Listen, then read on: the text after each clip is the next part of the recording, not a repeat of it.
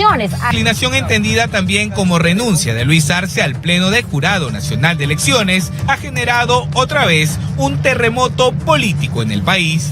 Y es que su salida del ente electoral impide que se puedan resolver las actas apeladas por falta de quórum. No puede haber pronunciamiento de... En otras palabras, el proceso de revisión de actas y por ende la proclamación del presidente o presidenta está quedando detenido, al menos hasta que se nombre al suplente de Arce Córdoba, fiscal supremo vinculado al caso Los Cuellos Blancos del Puerto, como quedó registrado en algunos audios. Sí, estamos en la asociación de magistrados, ahí siempre lo sé. Yo lo sé, hermano, yo lo sé. Agustín López, está con un amigo tuyo, Agustín López Morel. No, es de los máximos, hay que apoyarlo a morir, es lo máximo, de los nuestros. Varios audios propalados en el 2018 demostraron la estrecha relación que tenía el magistrado Luis Arce con el entonces juez supremo conocido como el hermanito César Inostroza Pariachi. No, está fuerte, pero nosotros somos más fuertes, somos un equipo, Cecita, tú sabes. Exactamente. Juntos somos dinamita, así es. Pero la dinamita explotó y trajo como resultado una investigación en su contra por parte de la Junta Nacional de Justicia. Arce Córdoba también es investigado por el presunto delito de enriquecimiento ilícito, pues se encontró un desbalance patrimonial de casi $500,000 de soles. Además, fue el único integrante del Pleno del Jurado Nacional que se mostró a favor de que se amplíe el plazo para la presentación de solicitudes de nulidad de actas electorales presentadas fuera de tiempo por Fuerza Popular. ¿Y quién sería el reemplazo de Arce Córdoba? De acuerdo a lo establecido, el primer suplente de Arce en el cargo es Víctor Rodríguez Montesa, otro fiscal supremo, investigado en el caso Los Cuellos Blancos, quien tiene un audio con Mario Mendoza, empresario amigo de Los Cuellos Blancos, quien tenía la función de enviar mensajes y coordinar encuentros a cambio de obtener favores en el nombramiento de jueces cercanos a él. Aló, Raúl, ¿cómo estás? Te habla Mario Mendoza. ¿Cómo estás, señor? ¿Qué tal? Dime, ¿tú crees que pueda pasar mañana por tu oficina? Estoy en Oxapampa, en camino a Oxapampa, mejor dicho, en la Mercedes 27 Control. ¿Cuándo está llegando? El viernes. Ya el viernes paso por tu oficina el viernes a las 9, pues. Oye, cuidado con los ojos verdes, ¿ah? Así, vamos a ver, todavía no llego, vamos a ver si es cierto. Rodríguez Montesa habría sido también quien dio aviso a los magistrados del caso Los Cuellos Blancos que sus llamadas estaban siendo interceptadas por parte de las autoridades. A pesar de estos antecedentes, Rodríguez Montesa sería quien en las próximas horas ocuparía el cargo de Luis Arce en el Pleno del Jurado Nacional de Elecciones. De no aceptar, asumiría el segundo suplente, quien es Pablo Sánchez, exfiscal de la Nación. Bueno, como les decía, el Ministerio Público ya oficializó el hecho de que Víctor Rodríguez Montesa es el reemplazante del renunciante Luis Arce. El tema es que no lo encuentran en ningún lugar. Han tratado de decirle, señor, por si acaso, usted tiene que presentarse mañana en el Jurado Nacional porque hay audiencia, pero nadie sabe dónde está. El segundo suplente es el ex fiscal de la Nación, Pablo Sánchez. Él asumiría si ese señor Víctor Rodríguez Montesa, este doctor, no aparece. Así están las cosas, señores, y aquí las cosas en el estudio están de la siguiente manera. Ya llegó el doctor Martín Acevedo, especialista en Derecho Electoral, para ayudarnos a seguir entendiendo, ¿no?, todo este desorden que hay alrededor del asunto de las actas, de la proclamación del próximo presidente o presidenta. Va a ser presidente, claramente, ¿no?, pero hasta que no lo diga el Jurado Nacional de Elecciones, yo prefiero ser respetuosa justamente del organismo electoral, lo que está pasando en el Jurado Nacional de Elecciones y los audios que ha presentado justamente esta noche Fernando Popi Olivera. Doctor Acevedo, ¿cómo le va? Gracias por venir. Bien, Juliana, muy buenas noches. A tus órdenes para las aclaraciones que podamos hacer. Lo primero, que tiene que ver con lo que ha presentado y nos contaba ahora en una entrevista Fernando Olivera, ¿no? Para él, de todas maneras hubo trampa. El Jurado Nacional de Elecciones es un organismo por sus propios representantes, los integrantes del Pleno, que no tienen autoridad moral para proclamar un presidente, que todo se tendría que anular, la primera vuelta también, borrón y cuenta nueva, porque nada sirve. ¿Qué opina usted al respecto? Olivera es parte afectada en este proceso electoral porque él fue dejado fuera de lado porque no cumplió.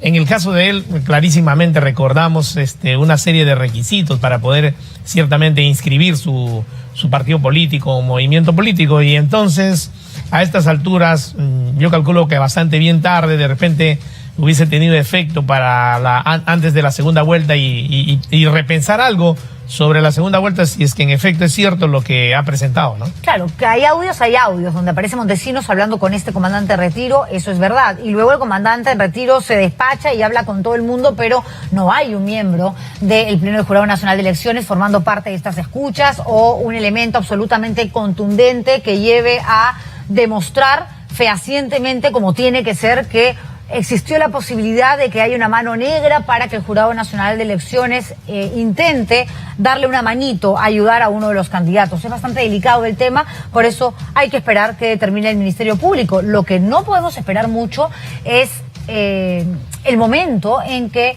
se diga de una vez quién es el próximo presidente. Ya me cuesta decir presidenta, porque Keiko Fujimori ya claramente no va a ser, pero respetando, presidente del Perú. ¿Cuándo debería ya el Jurado Nacional de Elecciones dar su veredicto, doctor?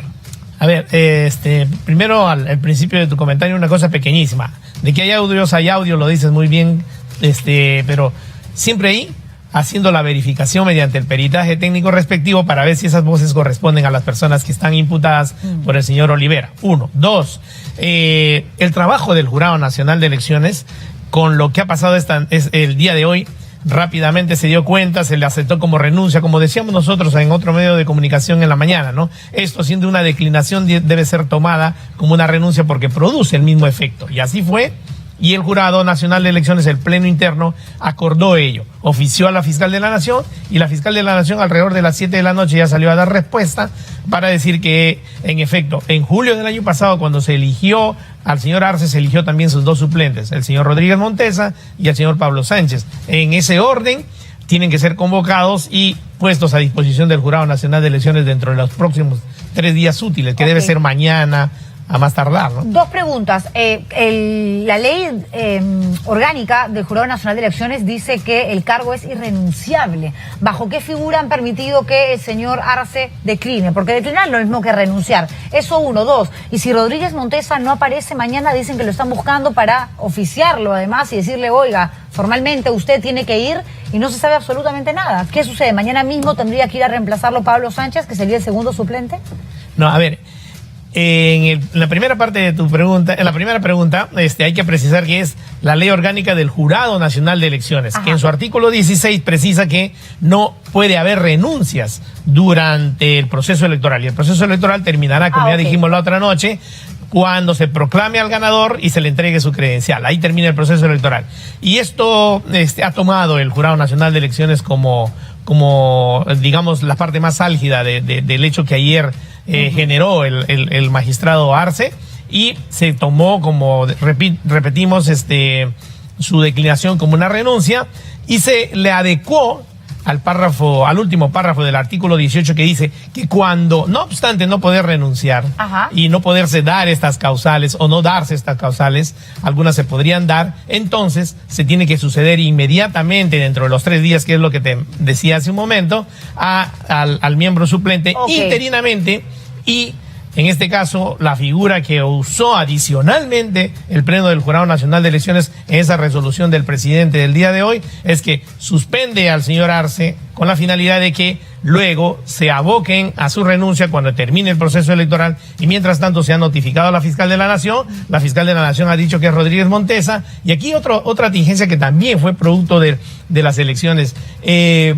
Una decisión como la del Jurado Nacional de Elecciones, complementada con la Fiscal de la Nación en la tarde, tiene que ser debidamente notificada. Y la notificación debida está normada en la legislación peruana, en la Ley de Procedimiento Administrativo y en el Código Procesal Civil. ¿Cuándo se produce ella? Cuando llega con certeza a la persona que debe ser notificada. Rodríguez Montesa debe tener un domicilio real en su registro de la RENIEC, y ahí va a ser notificado. cuando reciba cualquier persona ahí, verificando que en efecto ahí vive el señor, Ajá. en su domicilio, a partir de ahí él tendrá el plazo que le dé ese documento, que entiendo que son 3 días, para presentarse ante el Jurado Nacional de Elecciones para que no vuelva a vacar en el cargo, porque si él deja pasar los 3 días, como me acabas de preguntar, vaca en el cargo, entonces se tiene que llamar al siguiente, que sería el señor Pablo Sánchez. Claro, caduca la elección. Exacto, caduca su designación. Ok, esto quiere decir que de pronto mañana no hay audiencia y pasado tampoco. Claro, porque tiene que dar señales de vida. El señor Rodríguez Montesa, como muy bien lo has dicho tú también, a partir de que es notificado en su domicilio, él dice, aquí estoy mañana, porque mañana está programado, tengo entendido, una audiencia a partir en la tarde, creo. Sí, claro, para revisar, me imagino que las 4 actas que faltaban y que iban a ser vistas el día de hoy. Sí, para continuar con las 50 y tantos, pues, que es la que se cuenta, que, dicho sea de paso, y en números claros, como también lo has comentado muy bien, eso no alcanza para revertir los resultados, ¿no? Hablando de los resultados, OMPE dio ya su veredicto del 100% de las actas contabilizadas, donde coloca en el primer lugar como ganador a Pedro Castillo con 44.000 votos, en diferencia de o a favor de Castillo, ¿no? Con relación a Keiko Fujimori. Ellos pidieron, Fuerza Popular, que por favor el Jurado Nacional de Elecciones les dé más tiempo. El jurado dijo no, el plazo se venció, te guste o no. Solicitaron no los famosos padrones, ¿no? La lista de los electores. Eso OMPE no se lo va a dar. Y ahora están solicitando, de hecho hoy hubo una conferencia de prensa donde han pedido por favor que el presidente de la República, Francisco Sagasti, solicite una auditoría internacional. ¿Esto es posible, es viable? Temprano estuvimos en un medio de comunicación ante esa propuesta hecha por la señora Lourdes Flores y nosotros contestábamos lo siguiente sobre el tema. No hay ninguna base legal en principio en la Constitución, en el artículo 118, en las facultades y competencias o atribuciones del presidente de la República que esté normado que él tiene esa competencia o esa atribución durante un proceso electoral. Es más, hay legislación más bien prohibitiva a este tipo de actos. Tanto así que Fuerza Popular en algún momento, cuando el presidente de la República se insinuó que se metió en el proceso electoral, se le dijo, oiga, mantenga el principio de neutralidad. Exacto. ¿No? Y es más, le pusieron al Parlamento encima para ya tratar de bajarlo nuevamente, porque eso es un juego que parece recurrente en el Parlamento, ¿no? Dicho sea de paso, con poca seriedad. Entonces, menos aún pues se le va a invocar ahora que se mete en este tema, porque además sería írrito una actuación así del presidente, es decir, no tendría fuerza ni efecto legal. ¿Por qué razón? Porque nosotros no tenemos, con el ejemplo que ellos quieren coger, o ya en la conferencia de prensa más tarde, porque van cambiando, ¿eh? Conforme se les va cayendo el argumento, van cambiando. No, claramente no van a reconocer nunca, ¿no? A Pedro Castillo como presidente electo. Probablemente, ¿no? Pero entonces dice ya la OEA en la conferencia de prensa, hay que buscar a la OEA. La OEA, como ha replicado más tarde, todavía sigue observando el proceso electoral, a pesar de que otras instituciones internacionales o entidades internacionales o entes internacionales ya se han retirado diciendo esto ha estado bien, esto ha estado muy bien. Pero a propósito de la OEA, por si se perdieron el momento en que leí este comunicado, ¿no? Que es un comunicado de prensa, además, donde dice que la misión de observación electoral de la Organización de los Estados Americanos, es decir, OEA, en Perú, encabezada por el ex canciller, bueno, dice que durante la etapa, ¿no? Que han observado el proceso electoral en sí, han constatado que los procedimientos se han realizado con apego a la ley y a los reglamentos vigentes, toman nota de la insólita renuncia del magistrado Luis Arce Córdoba, rechaza las manifestaciones que se han realizado en los domicilios particulares de los miembros de autoridades electorales,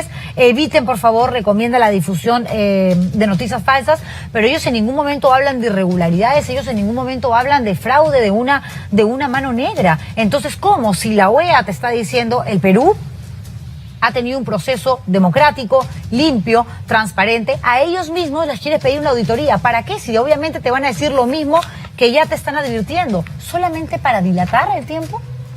Ciertamente, porque su convenio marco, como el convenio de reciprocidad que hay con una serie de países a nivel internacional, donde forma parte el Perú de estos organismos internacionales y también en temas bilaterales, sostiene que los veedores, los observadores de las elecciones tienen su trabajo antes del día del proceso y de la primera vuelta y se retiran cuando dan cuenta con un informe a sus entidades e instituciones internacionales y al propio país, y finalmente visitando al presidente de la República por un tema protocolar para despedirse, termina su trabajo en ello. Y ya lo que queda es como cuando, siempre haciendo la analogía deportiva, ya que estamos metidos en el tema futbolístico siempre, ¿no? Terminó el partido. Entonces, algunos quieren reclamos. se van a la mesa y reclaman en mesa para tratar de ver si gana. Eso ya no le interesa ni le compete a los organismos internacionales, porque ellos ya han visto que la voluntad popular que se manifieste ese día no haya sido distorsionada, coaccionada, equivocada y finalmente compulsada a que sea distinto a la voluntad que en efecto cada uno de nosotros ha manifestado ese día, que dicho sea de paso, en mi caso, en la mañana le escuchaba a otra colega tuya decir, a mí no me ha pasado eso, he estado de presidente de mesa, he votado y después armé mi mesa y terminé mi proceso de votación. Qué importante, porque además en las mesas hay personeros que son representantes, observadores, vedores, como quieran llamarlos, de ambos equipos. Ayer entrevistaba a Ronald Gamarra, quien, claro, pedirle que sea objetivo como usted, neutral a la hora de opinar, es imposible, no porque no sea un gran abogado, que de hecho lo es, sino porque él es parte del grupo legal que está con Perú Libre. Pero él me decía, Juliana, y tenía razón, o sea, es imposible no, digamos, reconocer que lo que está diciendo tiene validez y tiene lógica y coherencia. Dice, ¿cómo es posible que digan que estas actas donde supuestamente hay firmas, ¿no?, realizadas por una misma persona que puso su rúbrica en 12 escuelas diferentes, al mismo momento, como estuvo en Cajamarca, en Ayacucho, en Huancavelica, a la vez nadie se lo explica, tenga al reverso las firmas de personeros también de Fuerza Popular? ¿Esto quiere decir que gente de Fuerza Popular avaló una supuesta trampa? Por algo que además es imposible que haya ocurrido y que la semana pasada que estuve aquí, sí, se me pasó decir en el complemento de cómo puede haber ocurrido este tema alrededor de las 7 de la noche. La primera barrera que han tenido que violar o violentar esas personas que supuestamente han intervenido, estas 1000 y pico de mesas, por 3 personas, es decir, más de 3000 personas coaccionadas a hacer de otra forma distinta o quitarles el padrón para llenarlo de una forma distinta.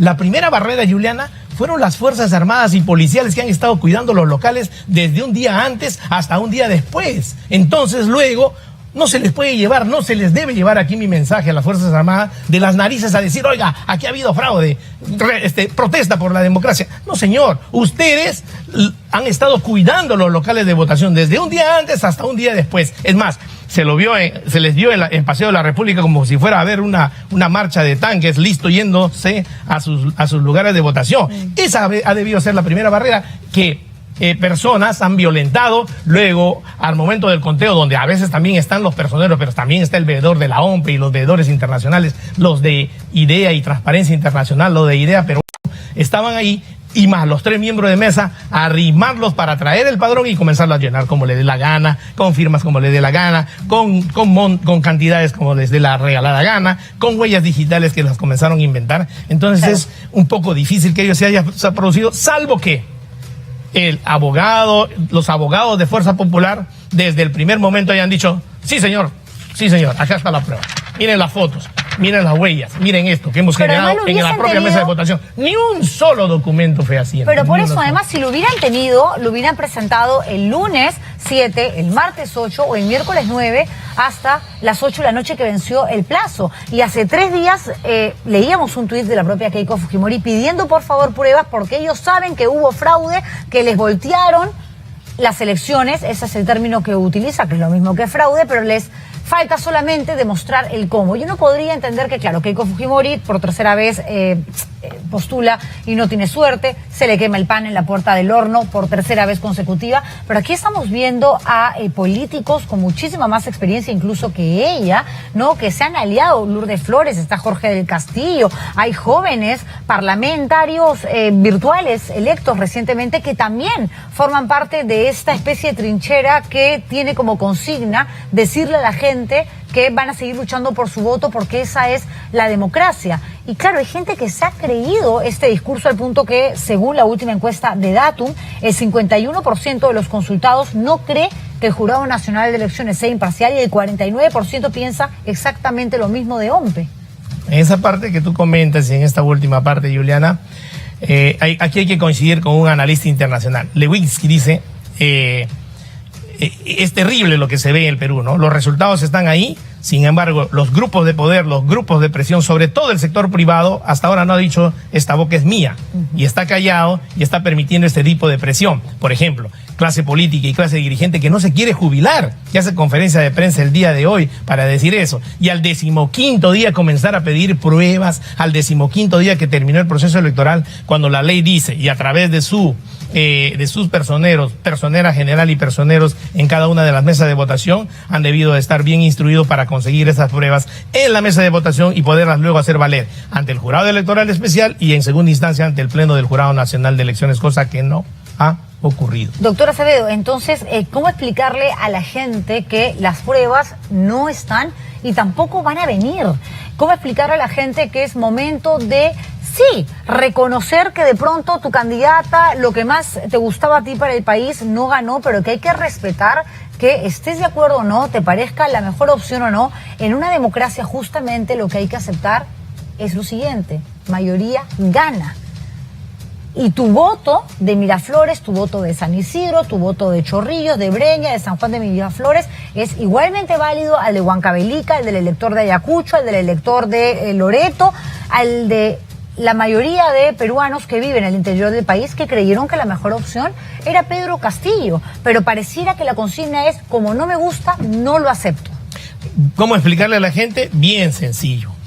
Con medios de comunicación y programas como el tuyo, donde nos permiten decir la verdad objetiva, la verdad neutral, y transmitirle un mensaje a la población diciéndole: tranquilo, ya votaste, el proceso electoral ya terminó, que te lleven a marchar no va a cambiar la realidad de los votos, no las va a cambiar. Si no tienen pruebas, menos aún. Entonces hay que dejar al sistema electoral, a la cabeza del Jurado Nacional de Elecciones, que termine de hacer su trabajo con tranquilidad. No le estemos generando cada día una nueva leguleyada o tinterillada con la finalidad de ver si esa resulta, y conforme se va cayendo se inventan otra, ¿no? Ahora es 24 horas, ayer era qué sé yo, una petición, y hoy día es ya pedir una auditoría internacional que en ninguna legislación por eso, escuchar la voz efectivamente, pero cuestionar también a aquellas que hablan de imposibles. Lo hacíamos de hecho al inicio del programa con Fernando Olivera. Como periodistas no podemos decirle, no le vamos a dar tribuna, ¿no? Porque además está en todo su derecho y tiene un material que es además real, y que principalmente para nosotros como programa lo más importante de todo lo que ha dicho Fernando Olivera es lo siguiente: ¿qué hace Vladimiro Montesinos con un teléfono en la base naval? O sea, eso es ahorita lo único que realmente se convierte en un escándalo. Lo otro, digamos, son dichos, situaciones que se reflejan en audios que tenemos que escuchar, obviamente, al milímetro, para entender hasta qué punto, políticamente hablando, legalmente hablando, esto es tan preocupante como lo manifiesta Fernando Olivera. Pero lo cierto es que no puedes dejar que alguien se despache y decirle, sí, efectivamente, tiene que haber, ¿no? Una primera vuelta otra vez y una segunda vuelta si es necesario, que las elecciones se vayan todas al tacho porque el Jurado Nacional de Elecciones no vale para nada. De ninguna manera. Jenny Vilcatoma acaba de decir que OMPE y el JNE forman parte de una organización criminal, los ha denunciado.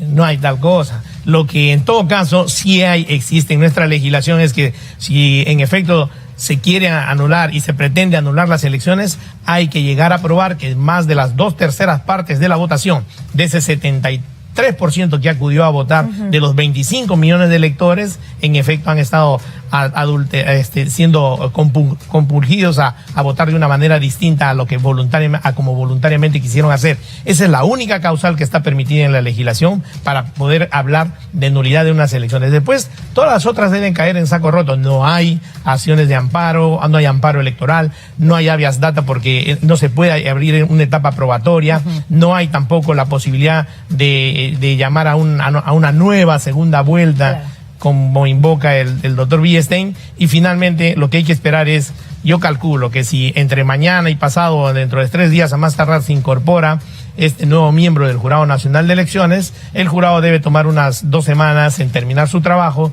y va a estar dentro del margen que fue el 2016 y el 2011, adicionado a ello que en esta oportunidad hemos hablado de, en principio, su primer número que lanzaron fue 802 mesas de votación, ¿no? De las cuales han pasado creo que 256 dentro del horario. Ojalá que no gane el tiempo y que pueda ser antes del 5 de julio, ¿no? Porque además instituciones, organismos, ¿no? Sindicatos de izquierda han dicho que el 6 hay un paro a nivel nacional si esto no sucede, que a mí me parece pésimo que estén poniendo plazos. Entiendo de la premura, de la necesidad, todos tenemos que saber ya, digamos, cuál es el nuevo escenario que se presenta para para en función de eso dedicarnos y concentrarnos a poner todos nuestros sentidos en el próximo gobierno para que no hagan trampa, para que se porten bien y para que cumplan con sus promesas. Pero claro, ¿dónde queda el proceso de transferencia? Sobre todo porque estamos en medio de una pandemia y dentro de... La economía importa, cómo no, pero de las prioridades ahora mismo que tenemos que tomar en cuenta y exigir a quien se siente en el sillón presidencial es que pueda continuar con el proceso de inmunización, de vacunación, y que esto no se detenga para ver si llegamos, yo dudo que suceda, pero a ver si se puede tener al 100% de la población de 18 años a más vacunadas a diciembre de 2021. Y si nos seguimos demorando, ¿qué transferencia va a haber? Ciertamente, porque se necesita por lo menos un par de semanas para los 18 sectores que existen en el Estado peruano ante un gobierno nuevo que se presenta y que haya ganado las elecciones con la finalidad de que, sobre todo esos 4 temas, la administración de las vacunas, la gestión pública de la pandemia, porque que tendrá para unos 2 años, y finalmente la reactivación económica y el tratar de encaminarnos hacia un Estado moderno, eso tiene que ser prioritario después de que se reciba y se hace el corte en los 18 sectores con las personas y la gente del nuevo gobierno y el nuevo mandatario o mandataria. Gracias, doctor Acevedo, por venir. Siempre es un placer. Martín de Acevedo, especialista en Derecho Electoral, conversando con nosotros y ayudándonos a aterrizar en asuntos que son complejos, pero que a todo el mundo le interesa, y sobre todo porque hay que hablar con la verdad. Si esta verdad le viene bien a uno más que al otro, bueno, señores, es lo que hay, es parte de la democracia, y por favor, no se dejen llevar por noticias falsas. Y si hay de pronto información apócrifa dando vueltas por ahí, bueno, crean en los programas que toman esa información. No digo que necesariamente aunque creo que sí lo estamos haciendo bastante bien, pero que tenemos la capacidad de decir, a ver, están diciendo esto, pero tómenlo con pinzas porque no necesariamente sería de tal manera. A ver, ¿saben en qué nos deberíamos